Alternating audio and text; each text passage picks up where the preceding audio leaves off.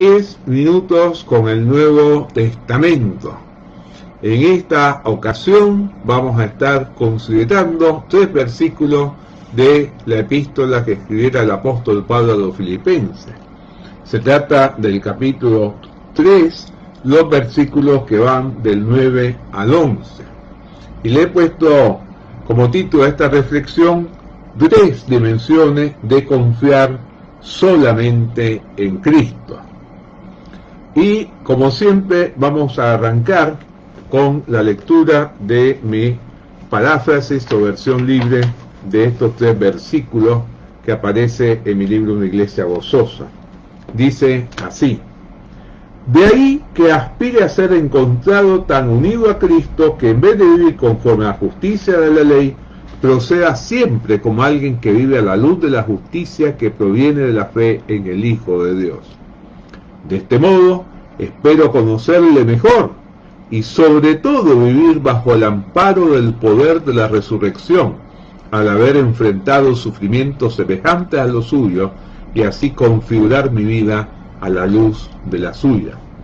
Viviendo de esta forma, mi expectativa es conseguir disfrutar de todas las bendiciones que nos esperan a quienes resucitemos triunfantes de entre los muertos.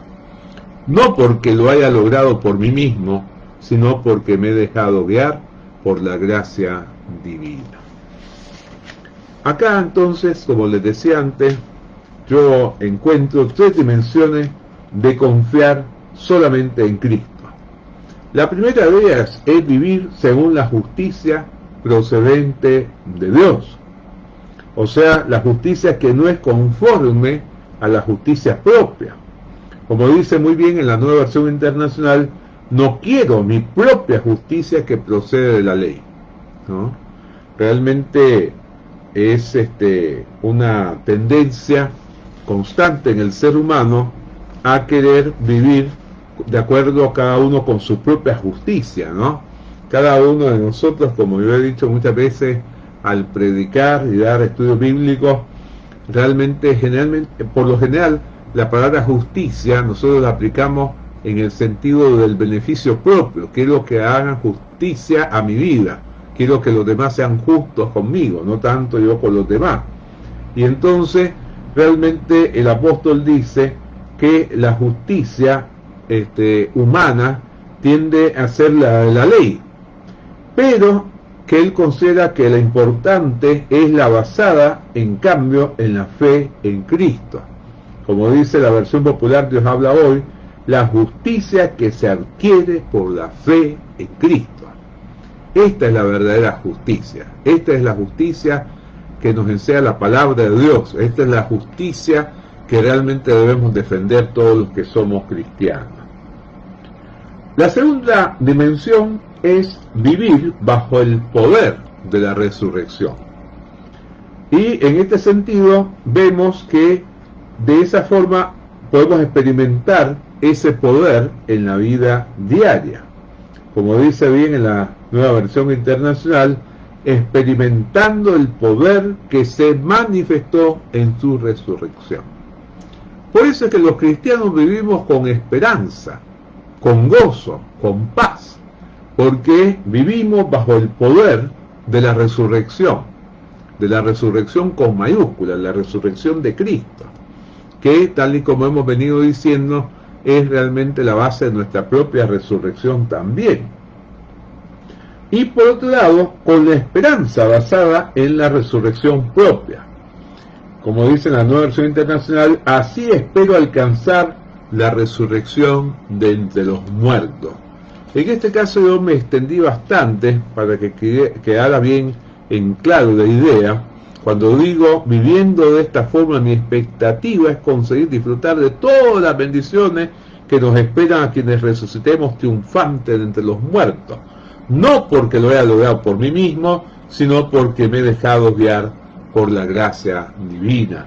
Realmente acá el apóstol Pablo actúa con mucha humildad y él establece que realmente no es que él considere que él merecía la resurrección, sino que realmente es tan humilde que lo plantea de acuerdo con el texto griego, diciendo: si de algún modo yo llegara a la resurrección de entre los muertos, ¿no? Realmente esto ha confundido a algunos, porque evidentemente, como dice la Reina Valera contemporánea, si es que de alguna manera llego a la resurrección de entre los muertos, es una traducción que mostraría como cierta duda. Y realmente, si nosotros leemos bien todo el contexto, lo comparamos con el de otros escritos paulinos, sabemos con certeza que esto no era así, que es realmente una nota de modestia de parte del escritor sagrado. Y finalmente, vivir sufrimientos similares a los de Cristo, ¿no? Como dice en la segunda parte del versículo 10. Y acá hay algo que es sorprendente, y es el hecho de que el apóstol dice que debemos ser solidarios con los sufrimientos de Cristo, ¿no? La versión popular Dios habla hoy dice la solidaridad en su sufrimiento. Y la palabra traducida solidaridad es la palabra koinonía. O sea, que lo que él está diciendo es que los cristianos tenemos cierta participación en cuanto a los sufrimientos de Cristo, cierta manera de identificarnos con esos sufrimientos. Por eso decimos similares, semejantes a los de Cristo, porque ninguno de nosotros va a lograr nunca llegar a sufrir tanto como sufrió Cristo. Pero si somos fieles a la palabra de Dios, vamos a encontrar cierta oposición a aquellos que están en contra de la voluntad de Dios, y unos más, otros menos, vamos a sufrir de una u otra manera, porque realmente, tal y como el Señor Jesucristo lo advirtiera en el Sermón del Monte, nosotros tenemos como bienaventuranza la persecución. Persecución que puede adquirir muchos matices. No siempre es la persecución, como lamentablemente todavía pasa en algunas regiones de nuestro mundo, donde los cristianos son masacrados, son encarcelados, son sentenciados a muerte. Pero aún en nuestros países que afortunadamente no enfrentamos todo esto, también a veces sufrimos discriminación, menosprecio, ridiculización, etcétera, etcétera. Y también podemos decir hasta los vinculados a su muerte, ¿no? Como dice la Reina Valera contemporánea, para llegar a ser semejante a él en su muerte, ¿no? A lo largo de la historia ha habido muchos que han sido mártires de la fe, comenzando con Esteban, aquel gran hombre de Dios que murió siendo lapidado, siendo apedreado, tal y como nos narra el capítulo 7 del libro de Hechos de los Apóstoles. Y desde entonces ahora ha habido muchos que han tenido que dar la vida, literalmente, muriendo literalmente. Pero, aun cuando no muramos de esta manera, el estar comprometidos con la fe cristiana implica un morir a nuestro yo, un entregarnos a la dirección de Dios y un arriesgarnos a realmente ser maltratados. Como dice el autor de Hebreos, hablando de Moisés, que prefirió ser maltratado con el pueblo de Dios y no disfrutar de los deleites del pecado. Bueno, igual que Moisés, los cristianos debemos estar dispuestos a sufrir con tal de ser fieles a Dios. Y como hemos estado haciendo, quisiera terminar dando lectura a las enseñanzas prácticas para el cristiano contemporáneo que encuentro en estos 3 versículos.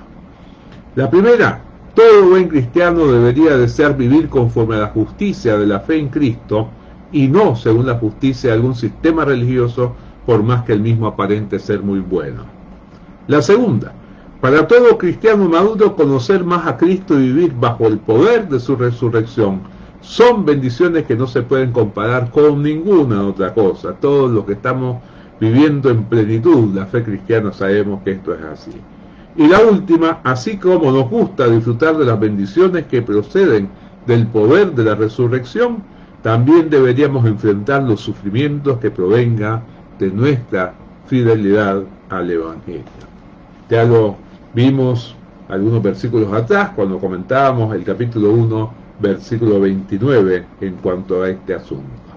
Así es que realmente que podamos todos nosotros los que estamos en estos momentos conectados, que podamos vivir según estas tres dimensiones de confiar solamente en Cristo. Los espero la próxima semana para participar de un nuevo encuentro de esto que es 10 minutos con el Nuevo Testamento.